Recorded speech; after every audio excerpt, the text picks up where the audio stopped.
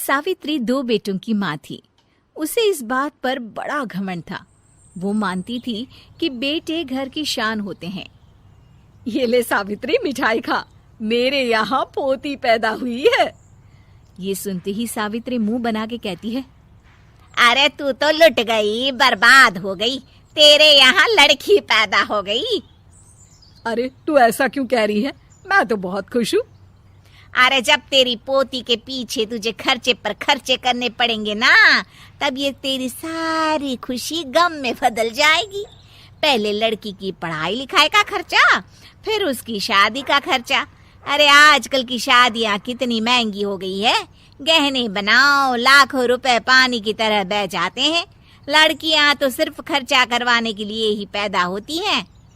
इस तरह लड़कियों के प्रति अपने विचार व्यक्त करते हुए सावित्री ममता को लंबा चौड़ा भाषण देके चली जाती है। अब तो आप लोग इस कहानी में सावित्री देवी का पात्र अच्छी तरह समझ ही गए होंगे। कुछ समय बाद सावित्री की बड़ी बहू भी एक लड़की को जन्म देती है। फिर क्या था, सावित्री पूरा आसमान सर पर उठा लेती है। हे भगवान, ये तू मुझसे किस जन्म का बदला ले रहा है? अरे मैं तो मंदिर में रोज आकर तुझसे कहती तो थी कि मुझे एक पोता चाहिए, और तूने मुझे पोती दे दी।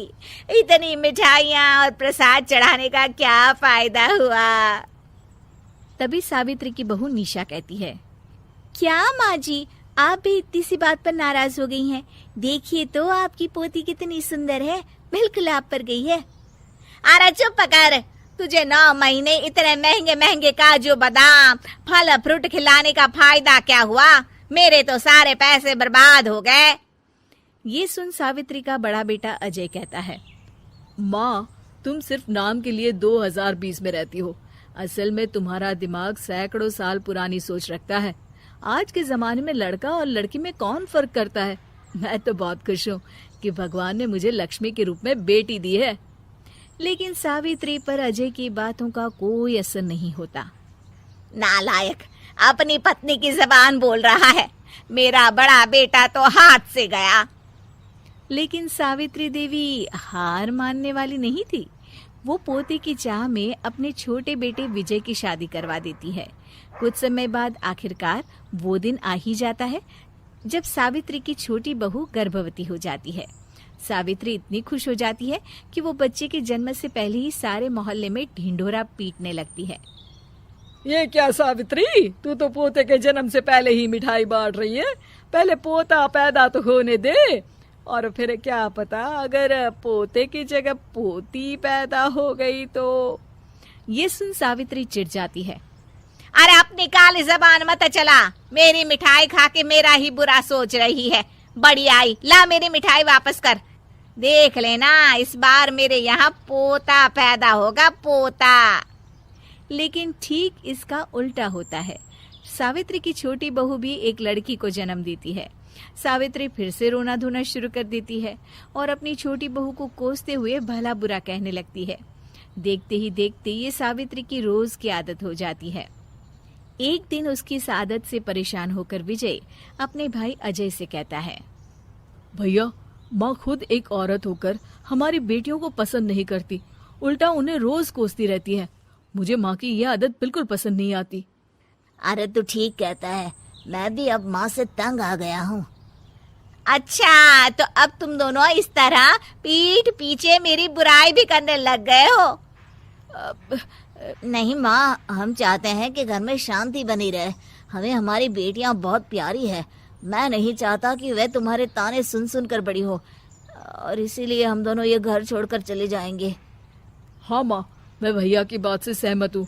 जब तुम इस घर में अकेली रहोगी तब तुम्हें अपनों की कीमत का एहसास होगा। अपने दोनों बेटों के मुंह से अपनी माँ के लिए इतने कठोर शब्द सुन सावित्री भावुक और रुआंसी होकर कहती है, क्या सच में तुम दोनों मुझे इस घर में अकेली छोड़कर चले जाओगे? हाँ माँ।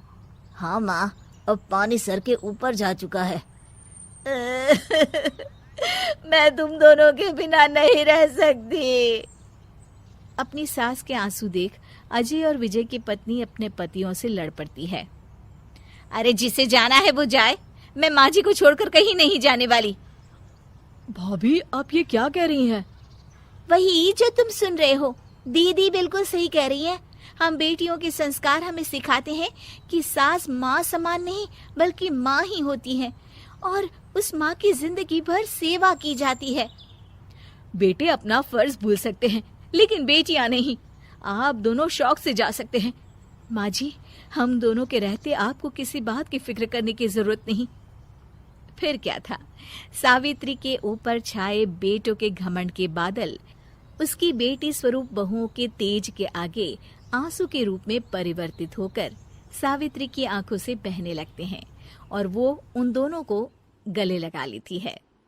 मैं जिंदगी भर बेटियों को कोसती रही, लेकिन आज तुम दोनों को देख मुझे समझ आ गया कि बड़े अभागे होते हैं वो लोग जिनके घर बेटियां नहीं होती।